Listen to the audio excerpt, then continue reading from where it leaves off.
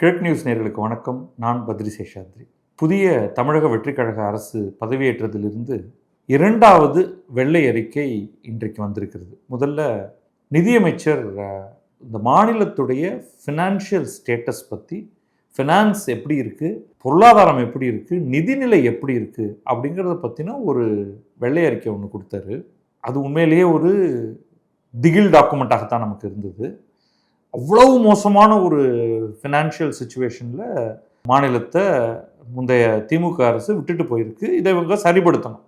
நீங்கள் ஓடிட முடியாது. தேர்தலில் நின்று வாக்குகள் பெற்று இடங்களை பெற்று ஆட்சியை கைப்பற்றிய பிறகு இன்னைக்கு ஐயோ என்னங்க இவ்வளோ மோசமாக இருக்குது, நான் வரேன் அப்படின்னு சொல்லிட்டு பையை தூக்கிட்டு வீட்டுக்கு போயிட முடியாது. ஆனால் மக்கள்கிட்ட அதை எடுத்துக்காட்ட வேண்டியதாக இருந்தது. அதை பார்த்தோம். நம்ம 3 நாளைக்கு முன்னாடி சட்டமன்றத்துடைய முதல் கூட்டத்தொடரில் எதிர்க்கட்சி தலைவர் ஆளுநர் உரை மீதான நன்றி தெரிவிக்கும் தீர்மானத்துக்கு அவர் எழுந்து அதை கடுமையாக அட்டாக் பண்ணி பேசும்பொழுது மின்வெட்டுகள் பற்றி ஒரு குறுக்கீடு ஒன்று வந்தது. அப்போ மின்துறை அமைச்சர் எழுந்து நின்று அவர் சில கருத்துக்களை சொன்னார். அப்போ முன்னாள் மின்துறை அமைச்சர் செந்தில் பாலாஜி எழுந்து சில பதிலை சொன்னார். அதற்கு பதில் இவர் சொன்னார். அப்போ சொன்னார், இருங்க ஏன் அவசரப்படுறீங்க, ஒரு 2 நாளில் வெள்ளை அறிக்கையை கொடுக்க போகிறேன், அதுக்கு பிறகு பேசிக்கலாம் அப்படின்ட்டு. அந்த வெள்ளை அறிக்கை தான் இது. அமைச்சர் நிர்மல்குமார் இன்றைக்கு வெளியிட்டு நல்லா நிறைய தரவுகளோட ரொம்ப சிறப்பாக பேசியிருக்காரு. எகைன் இது ஒரு ரொம்ப பெரிய டாக்குமெண்ட். தமிழகத்தில் ஒரு துறை மிக மிக மிக முக்கியமானது. ஏன்னா நம்ம அத்தனை பேருடைய வாழ்க்கையும் தொடுது. ஆனால் பயங்கர கடனில் ஓடிட்டு இருக்கு. மாநில அரசு வாங்கியிருக்கிற மொத்த கடன்கள் 10 லட்சம் கோடி ரூபாயை தொற்றுச்சு.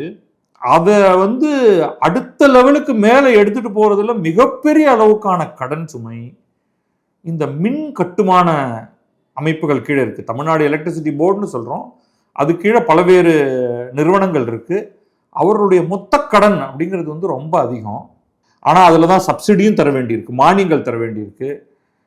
முதலமைச்சர் ஜெயித்து வந்த உடனேயே போட்ட முதல் 3 கையெழுத்துக்களில் ஒன்று 2 மாதங்களுக்கு ஒரு முறை 500 யூனிட்டுகளுக்கு கீழே பயன்படுத்துபவர்களுக்கு 200 யூனிட் இலவசம் அப்படின்னு சொன்னது.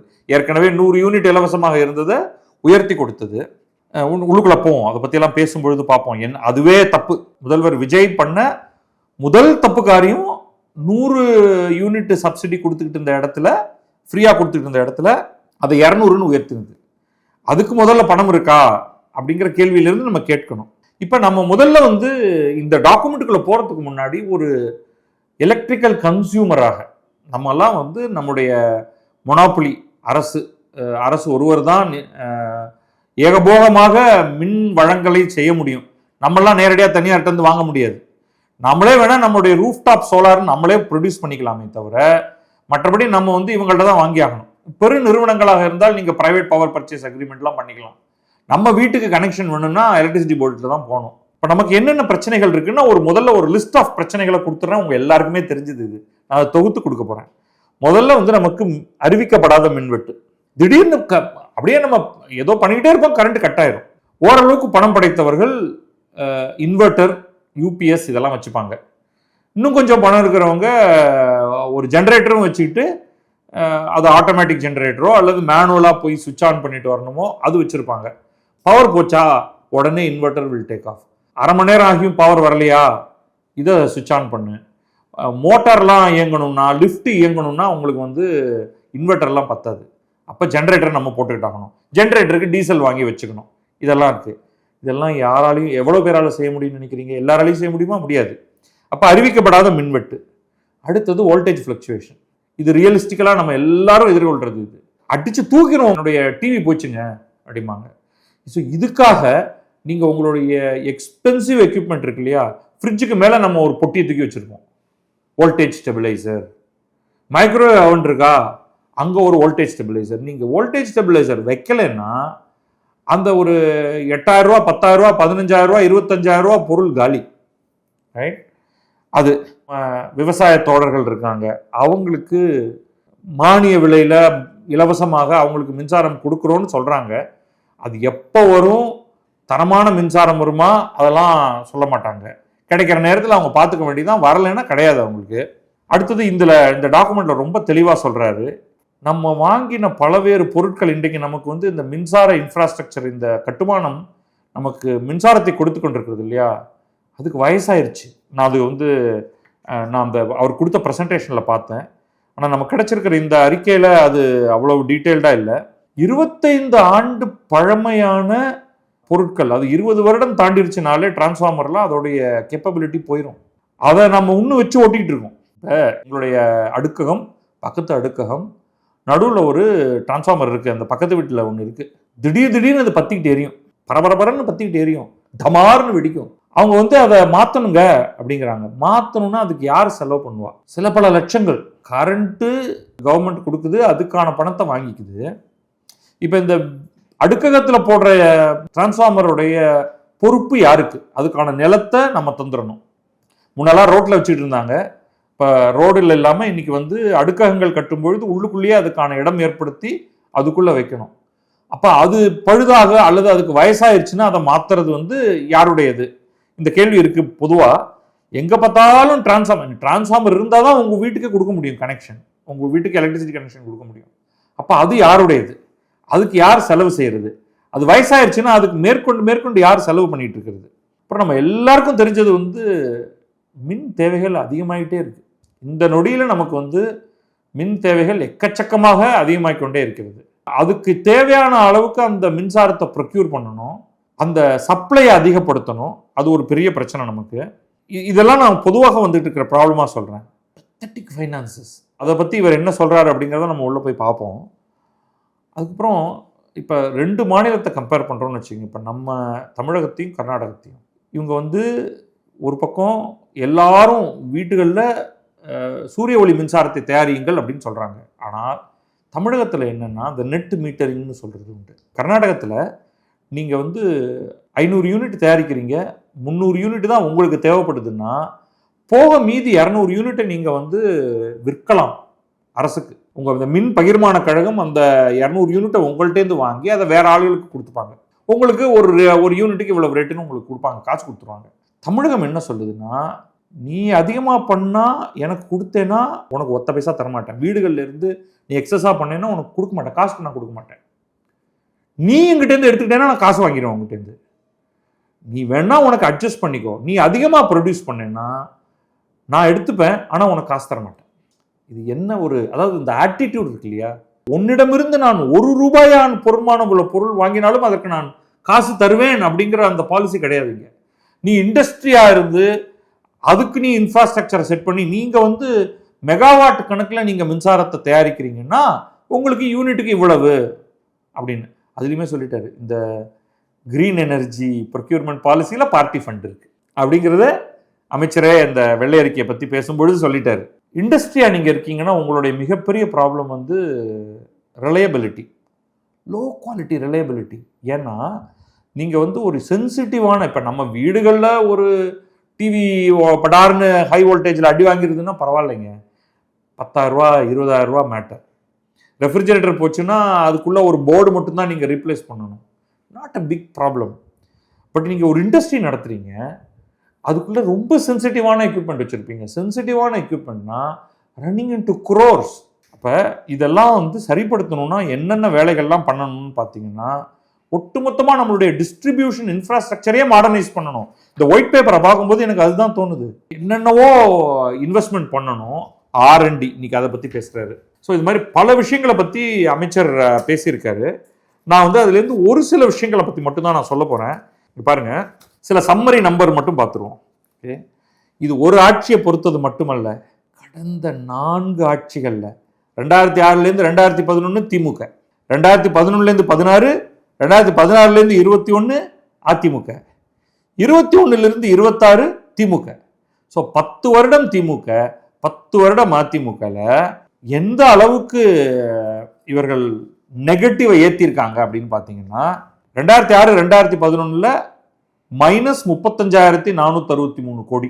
அதுதான் உங்களுடைய வருமானத்துக்கும் நீங்கள் செய்த செலவுக்கும் இடைப்பட்ட அமௌண்ட். அது போதாதுன்னா அடுத்து ஜெயலலிதாவுடைய 2 ஆட்சி, அதிமுகவுடைய ஆட்சி, அதில் OPS எடப்பாடி எல்லாருமே அதில் சீஃப் மினிஸ்டராக இருந்திருக்காங்க 3 பேரும். 11 to 16 56,361 கோடி மைனஸ். 16-21 58,534 கோடி மைனஸ். 21-26 திமுக மைனஸ் 34,447. இது எல்லாத்தையும் சேர்த்தீங்கன்னா கிட்டத்தட்ட 1,90,000 கோடி எக்ஸ்ட்ரா. அதுக்கும் முன்னாடியே வேற நெகட்டிவ்ல இருந்துகிட்டு இருந்தது. இந்த 20 வருடத்துல கிட்டத்தட்ட 2 லட்சம் கோடின்னு வச்சுக்கோங்க. அந்த அளவுக்கு நெகட்டிவ் ஏற்றி வச்சுட்டு போயிருக்காங்க. நீங்க உடனே முன்னாள் அமைச்சர்கள்லாம் அதை பத்தி பேச ஆரம்பிச்சிட்டாங்க. சும்மா இது என்னங்க லாப நோக்குள்ள நிறுவனமா, இது லாஸ் பண்ணுதுன்னு சொல்றீங்க. நாங்க ஒரு சேவை தருகிறோம். மின்சாரம் என்பது சேவை, கல்வி என்பது சேவை. அதிலெல்லாம் போய் நீங்க ப்ராஃபிட் லாஸ் எல்லாம் பார்த்துட்டு இருக்க கூடாது அப்படின்னு சொல்றாங்க. ரைட்டுங்க, நீங்க என்ன சேவை தரீங்க அடுத்ததான் அதுதான் கேள்வி. தரமான மின்சாரத்தை தரமான முறையில் தருகிறீர்களா அப்படின்னா அதுக்கும் பதில் இல்லை. அந்த தரம்ங்கிறது அதுல இல்லை. இன்னொன்று ரொம்ப ரொம்ப முக்கியமா, கடன்கள், மொத்த கடன்கள் எந்தெந்த பீரியட்ல எவ்வளவு கடன் வாங்கப்பட்டது அப்படிங்கிறத சொல்றேன். எகெயின் லாஸ்ட் 20 வருடம், அதுக்கு முன்னாடி எல்லாம் ரொம்ப குறைவாகத்தான் கடன் வாங்கியிருக்காங்க. நீங்க 1/4/2001 25 வருடத்துக்கு முன்னாடி மொத்த கடன் டிஎன்இபி இருந்ததே 6,492 கோடி தான். வெறும் 6,492 கோடி தான். 2001 to 2006 ஒரு 2,800 கோடி கடன் வாங்கியிருக்காங்க. அதுக்கப்புறமா தான் கடன்கள் அதிகரிக்கிறது. அதுக்கான பல காரணங்கள் இருக்கலாம். பட் என்ன கடன் அதிகரிப்புன்னு பாருங்க. 2006 to 2011 ஒரு 26,000 கோடி. இந்த ப்ரீவியஸ் 5 இயர்ஸ்ல 2,800 கோடி கடன் வாங்கினவங்க 10 மடங்கு கடன் அதிகரிக்குது. அடுத்து during Jayalalithaa's period or ADMK's period பார்த்தீங்கன்னா ஹெவி கடன் 56,000 கோடி 2011 to 16. 16 to 21 67,000 கோடி. ஏன்னா அப்பதான் இந்த டான்ஜெட் கோங்கிறது உருவாகுது. அதனால தான் இப்போ 2006 2011 தான் டான்ஜெட் கோன்னு உருவாக்கி ரீஸ்ட்ரக்சர் பண்ணுறாங்க. அப்போ தான் இந்த கடன்கள் ஹெவியாக அதிகரிக்க ஆரம்பிக்குது உங்களுக்கு. அங்கிருந்து 2021-26 வரும்பொழுது கடன்கள் பாருங்க, அந்த 5 ஆண்டுகளுக்கு ஒரு முறை எப்படி போகுதுன்னா 26,552 கோடி, 56,204 கோடி, 67,652 கோடி. 2021-26 87,399 கோடி. மொத்தமாக இன்றைய தேதியில் கையில் இருக்கும் கடன் 2,47,130 கோடி. நம்முடைய மின் அமைப்பு மொத்தமாக கையில் வைத்திருக்கும் கடன் மார்ச் 31, 2026 அன்று 2,47,130 கோடி. உடனே மத்திய அரசை குறை சொல்லுவாங்க. மத்திய அரசு தான் இந்த மாதிரி எல்லாத்தையும் பிரிக்கணும் அப்படின்னுச்சுன்னு. ஆனால் இவ்வளவு கடன் வாங்குன்னு சொன்னாங்களா?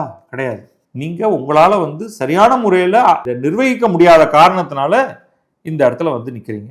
தமிழ்நாடு எலக்ட்ரிசிட்டி போர்டு சொந்தமாக உற்பத்தி பண்ணக்கூடிய மின்சாரத்துடைய அளவு எவ்வளவு, பிற மாநிலங்கள்லேருந்து மத்திய தொகுப்பிலிருந்தெல்லாம் நாம் பெறக்கூடிய அமௌண்ட் ஆஃப் பவர் எவ்வளவு, அது என்ன ரேட்டில் நமக்கு கிடைக்குது. நம்ம சொந்தமாக தயாரிக்கிறதுக்கும் நம்ம ஒரு ரேட்டுன்னு ஒரு கணக்கு ஒன்று போட்டு தான் ஆகணும். அப்புறமா விண்டுலேருந்து எவ்வளவு கிடைக்குது, சோலார்லேருந்து எவ்வளவு கிடைக்குது, வேரியஸ் கேப்டிவ் பவர் ப்ராஜெக்ட்ஸ்லேருந்து எவ்வளவு கிடைக்குது, எல்லாம் போட்டிருக்காங்க. இது எல்லாம் போட்டு நீங்கள் பார்த்தீங்கன்னா, எல்லா கணக்கையும் பார்த்தீங்கன்னா நமக்கு ஒரு யூனிட் மின்சாரம் வாங்கணும் அப்படின்னா நமக்கு என்ன ரேஞ்ச் ஆஃப் ப்ரைஸ் உங்களுக்கு ₹4.91 பர் யூனிட்லேருந்து ஆரம்பிச்சு ஒரு ரேஞ்ச். அங்கிருந்து சில விண்டு எலக்ட்ரிசிட்டிக்கெல்லாம் நமக்கு ஆவரேஜ் காஸ்ட் ₹3 கீழே தான். 2.92 தான் ஒரு யூனிட்டுக்கு செலவாகுது. சோலார்னா 6.11 ஆகுது. சென்ட்ரல் ஜென்ரேட்டிங் ஸ்டேஷன்லேருந்து நம்ம வாங்குறோம் காசு கொடுத்து 4.91 ஒரு யூனிட்டுக்கு, சுமார் ₹5 வச்சுங்க. அதே மாதிரி ₹5, ₹2, ₹6, ₹8 இப்படி பல ரேட்டில் நம்ம வாங்குறோம். இது எல்லாத்தையும் நம்ம வெயிட்டட் ஆவரேஜ் போட்டுக்கணும். நமக்கு எவ்வளவு ரூபாய் ஆகுது ஒரு யூனிட்டை தமிழ்நாடு எலக்ட்ரிசிட்டி இன்ஃப்ராஸ்ட்ரக்சர் வாங்குறதுக்கு எவ்வளவு ரூபா ஆகுது அப்படின்னு பார்த்தீங்கன்னா, அது மார்க்கெட் ரேட் மெக்கானிசம். அதாவது அது ₹2-3 ஆரம்பிச்சு ₹8-9 வரைக்கும் ஆகுது. இதுதான் நம்ம வாங்குறது. என்னுடைய கெஸ் நம்முடைய weighted average cost per unit கிட்டத்தட்ட ₹5-6 ஆயிடுது. ₹5லேருந்து ₹6 இருக்குங்கிறது என்னுடைய கரண்ட் அப்ராக்சிமேட் கெஸ். இந்த நம்பரெல்லாம் பார்க்கும் பொழுது இன்னும் அக்யூரேட் டேட்டா அவங்க ஈஸியாக படிக்கிற மாதிரி எனக்கு இங்கே கிடைக்கல. நம்ம ஷார்ட் டேர்முக்கு வாங்குறோம்னா ₹7, ₹7.38, ₹6.85 இப்படி பல ரேட்டில் வாங்குறோம். நம்ம லாங் டேர்ம் பவர் பர்ச்சேஸ் அக்ரிமெண்ட்லாம் இன்னும் குறைச்சி வருது.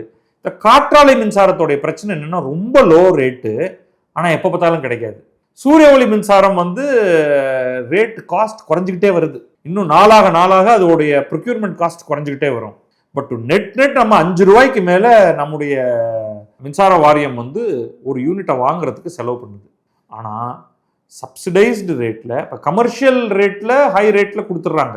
ஆனால் சப்சிடைஸ்டு ரேட்டில் நம்ம ஒவ்வொரு யூனிட் மின்சாரமும் 200 யூனிட்டு ஃப்ரீயாகவே தரும்.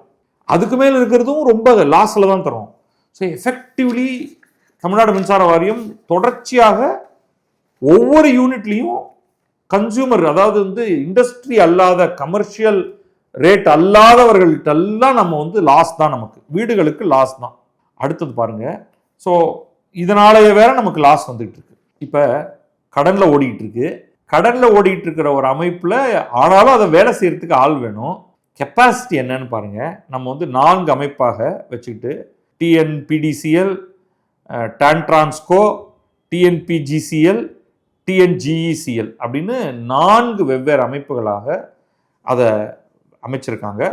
மொத்த கெப்பாசிட்டி வந்து 1,40,000 பேர் வேலையில் இருக்கணும். எவ்வளோ பேர் வேலையில் இருக்காங்கன்னு நினைக்கிறீங்க? ஒரு கெஸ் சொல்லுங்க. பாதிக்கு பாதி பேர் தான் இருக்காங்க. 74,000 பேர் தான் இன்றைக்கு பணியில் இருக்கிறார்கள். தேவைப்படுபவர்கள் எவ்வளவு? 1,40,000. பணியில் இருப்பவர்கள் எவ்வளவு? 74,000. அப்போ அவங்க நம்முடைய பணியாளர்களை நம்ம பெரும் சுமைக்கு ஆளாக்குகிறோம். எப்போ பார்த்தாலும் கடனில் ஓடிக்கிட்டு இருக்கு, நஷ்டத்தில் ஓடிக்கிட்டு இருக்கு. பணியாளர்கள் பாதிக்கு பாதி தான் இருக்காங்க. Aged equipment. ஸோ இப்போ இன்னும் 65,921 இடங்கள் காலியாக உள்ளன. அது மட்டும் இல்லைங்க, அடுத்த 5 ஆண்டுகளில் கிட்டத்தட்ட 16,000 பேர் ரிட்டையர் ஆக போகிறாங்க. அதையும் ரீப்ளேஸ் பண்ணணும். 2015 2025 ஒரு 20,000க்கும் மேற்பட்டவர்கள் ரிட்டையர் ஆகியிருக்காங்க. அது பெரிய அளவுக்கு அதை ரீப்ளேஸ்மெண்ட் பண்ணலை. அப்போ மொத்தமாக 65,000 இடங்கள் காலியாக உள்ளன. அதுக்கு பிரேக் கொடுத்துருக்காரு, எங்கெங்க என்ன ஏது அப்படின்ட்டு. இப்போ என்ன சொல்கிறாங்கன்னா, உடனடியாக நாங்கள் வந்து 20,000 பேரை வேலைக்கு எடுக்க போகிறோம் அப்படின்னு. சரி, எனக்கு உடனே திகிலாக இருக்குது. ஏற்கனவே கடனில் இருக்கீங்க, இது வேணும், இந்த ஆட்கள்லாம் வேணுங்கிறத நான் மறுக்கலை. இவங்களுக்கு எங்கேருந்து சம்பளம் தர போகிறீங்க? இன்னும் கடன் வாங்கணும், வேறு வழி இல்லை. இப்போ கடனுக்கு மேலே கடன் வாங்கி தான் இதெல்லாம் பண்ணி ஆகணும். இப்போ 20,000 பேரை இப்போ உடனடியாக வேலைக்கு எடுத்தாகணும். எக்யூப்மெண்ட், இதுதான் நான் சொல்லிட்டு இருந்தேன்.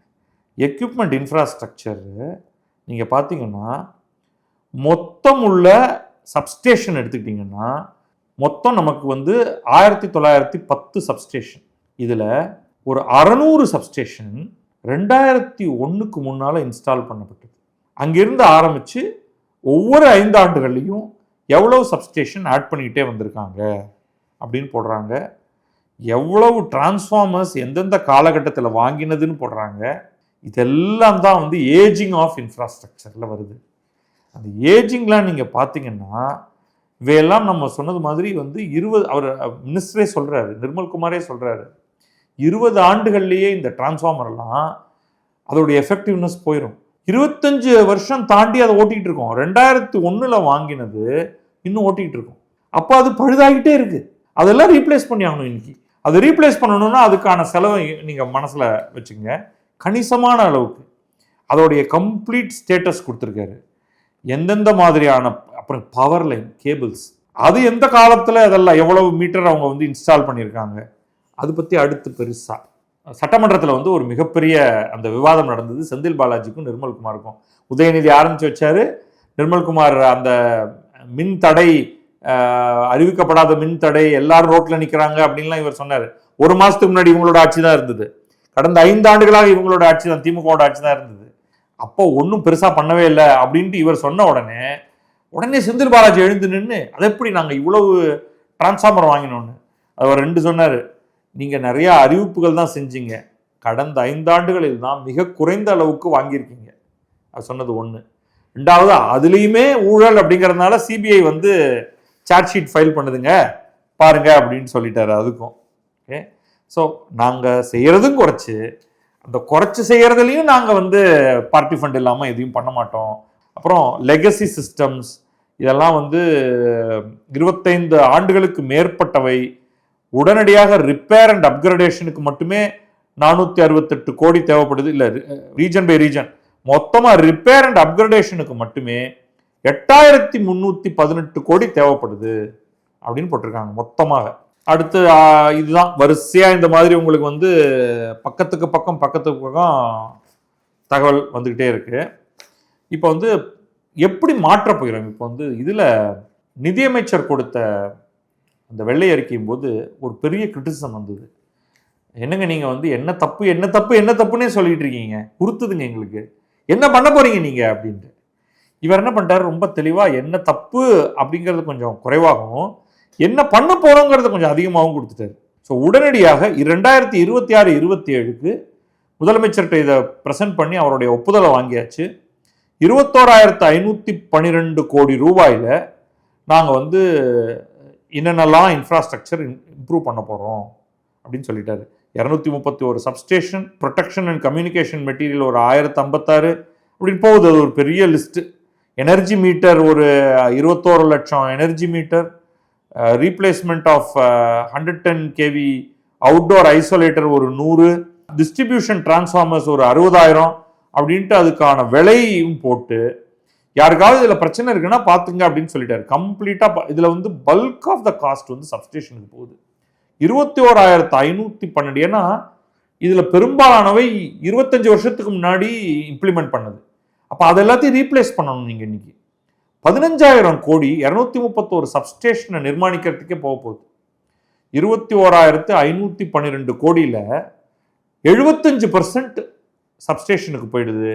மீதி எல்லாம் சேர்த்து ஒரு 6 கோடி ரூபா மற்றதுக்கெல்லாம் செலவு. ஓகே, தென் அதே மாதிரி வந்து அடுத்த 4 ஆண்டுகளுக்கு, இந்த ஆண்டு மட்டுமே 21,512 கோடியும், அடுத்த 4 ஆண்டுகளுக்கு 43,855 கோடி பிளான் பண்ணுறாங்க. ப்ராபப்ளி அதை விட அதிகமானதாக தேவைப்படலாம்.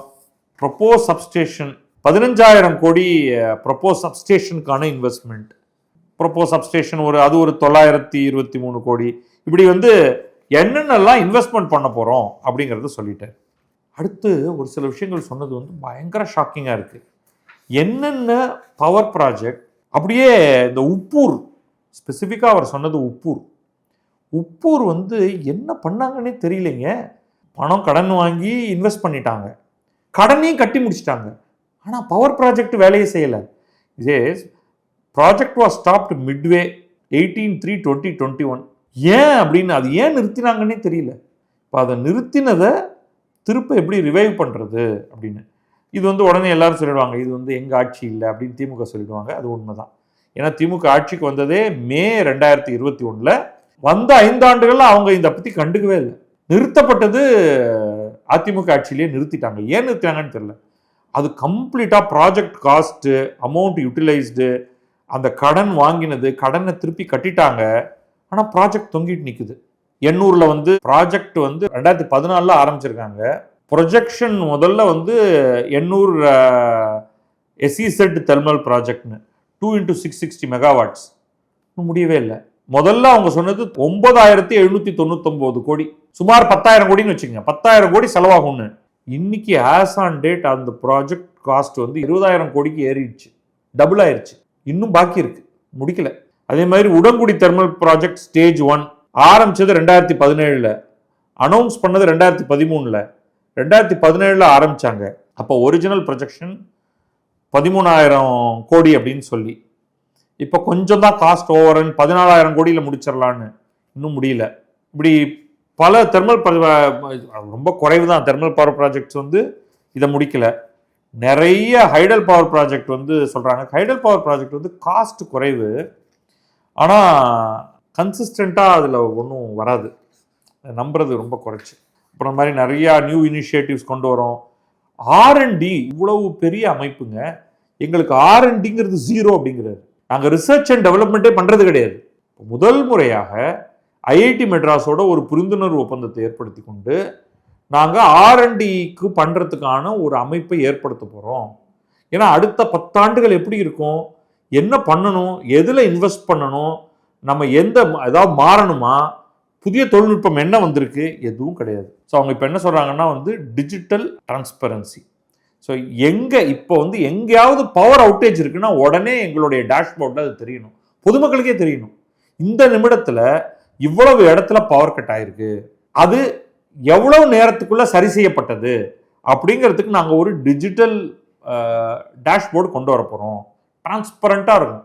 உண்மையை உள்ளபடி சொல்வதற்காக ப்ராசஸை ரிஃபார்ம் பண்ண போறோம். எம்ப்ளாய்மெண்ட்லேருந்து அது ஒரு பெரிய ஊழல் ஒன்று சொன்னார். இப்போ ஒரு கம்ப்ளீட்டா இதெல்லாம் வந்து ஒயிட் பேப்பர்ல இல்லை, அவர் பிரசன்டேஷன் கொடுக்கும்போது ஓரத்தில் நம்ம அதை கேட்க வேண்டியதா இருக்கு, இல்லைன்னா விட்டுருவோம்.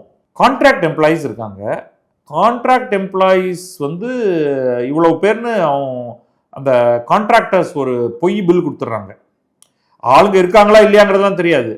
அதை வந்து ஆடிட் பண்றதுக்கு ஒரு தேர்ட் பார்ட்டி ஏஜென்சி வச்சிருக்காங்க. அவன் ஆடிட் பண்றானா இல்லையான்னு தெரியாது. அவன் வந்து ஆடிட்டட் அப்படின்னு சொல்லிடுறான், இங்கேருந்து சம்பளம் போயிருது. ரியாலிட்டி அங்கே போய் பார்த்தா இன்ஸ்பெக்ட் பண்ணா தெரியுது, ஆளுங்களே இல்லை.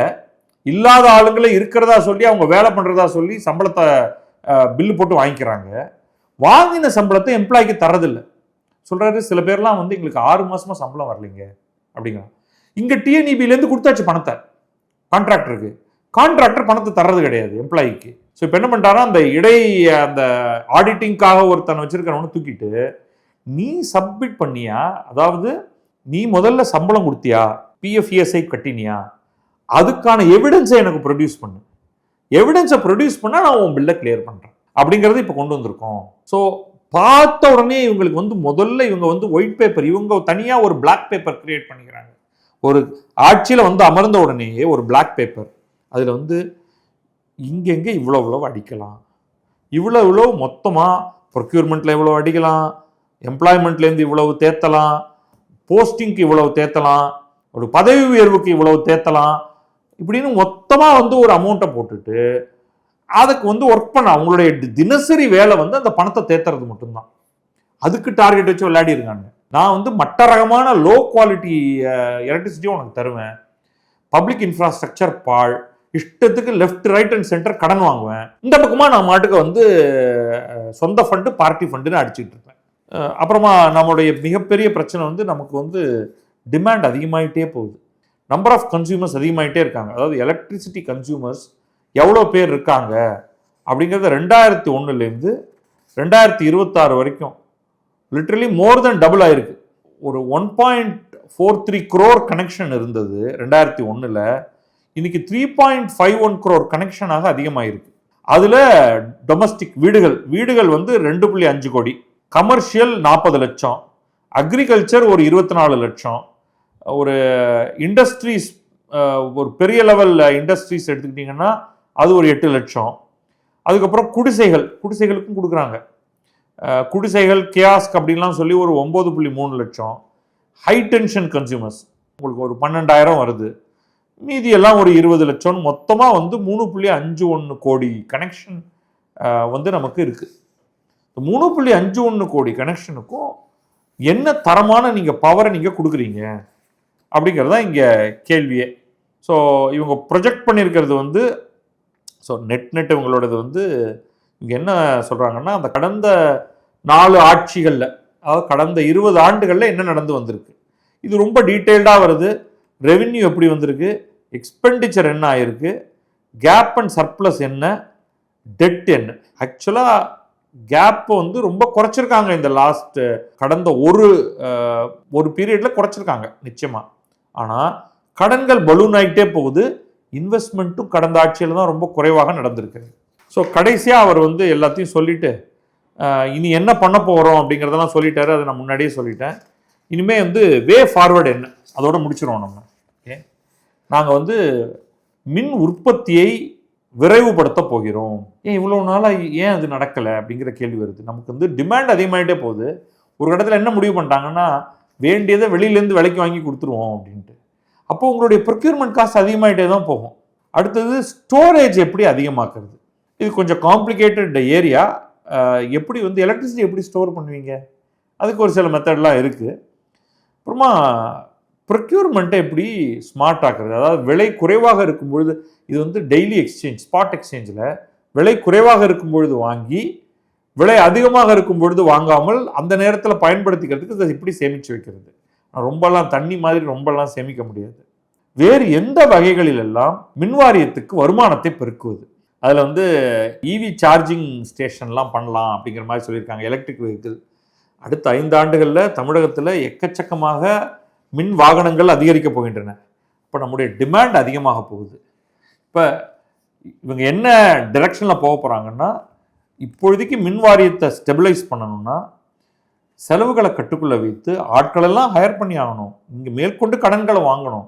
ஆனால் லீக்கேஜஸ் எல்லாத்தையும் நிறுத்தி டிரான்ஸ்மிஷன் லாஸஸை குறைச்சி ரொம்ப சுவாரஸ்யமான வழிகளில் நீங்கள் மின் ப்ரொக்யூர்மெண்ட்டுங்கிறத கொண்டு வந்து தரமான மின்சாரத்தை தரணும். இது ரொம்ப சேலஞ்சிங்கான ஒரு விஷயம். என்னை பொறுத்த வரைக்கும் இந்த ஒயிட் பேப்பர் ஓரளவுக்கு சில தகவல்களை கொடுக்குது. ஆனால் இன்னும் ஆழமாக சென்ற ஆண்டுகளில் என்ன தவறு நடந்தது அப்படிங்கிறத இன்னும் கொஞ்சம் ஃபோக்கஸ் பண்ணலை. அது இங்கே எப்படி மாற்றி நீங்கள் எங்கே இருப்பீங்க? இப்போ சரி, இப்போ நமக்கு வந்து கரண்ட் ஸ்டேட்டஸ் என்ன கடன் அப்படின்னு பார்த்தோம். 2,47,000 கோடி கடன் இருக்குது. இதை நம்ம எப்படி குறைக்க போகிறோம்? இல்லை இதுவும் அப்படியே பலூன் ஆகிட்டே போயிட்டே இருக்க போகுதா? அதுதான் இப்போ கேள்வி. இதை வந்து வரக்கூடிய ஆண்டுகளில் 2 லட்சம் கோடியாக குறைத்து 1.5 லட்சம் கோடியாக குறைத்து அடுத்த உடனே சொல்லலைன்னா அடுத்த 20 ஆண்டுகள் கூட வச்சுக்கோங்க, பண்ண முடியுமா? அதே சமயம் தரத்தை உயர்த்த முடியுமா? லஞ்சம்ங்கிறத அறவே நிறுத்த முடியுமா? அந்த அந்த எங்கெல்லாம் வந்து இன்ஃப்ராஸ்ட்ரக்சருக்குள்ளே போகாமல் சொந்த பாக்கெட்டுக்குள்ளே போச்சோ, இவங்க மாளிகைகள் கட்டுறதுக்கு செலவு பண்ணிக்கிட்டாங்களோ, தேர்தலில் தண்ணியாக வாரி இறைக்கிறதுக்கு செலவு பண்ணாங்களோ, அதெல்லாம் அரசு கஜானாவுக்குள் போகுமா? முதலமைச்சர் தானே சொன்னார், தொடமாட்டோம், தொட விடமாட்டோம், தொட்டா விடமாட்டோம், இதுக்கு முன்னால தொட்டவங்களையும் விடமாட்டோம் அப்படின்னு சொன்னார்ல. அது இங்கே நடக்குமா அப்படிங்கிறத நம்ம பார்ப்போம். நன்றி, வணக்கம். நான் பத்ரி சேஷாத்ரி. இது கிழக்கு நியூஸ்.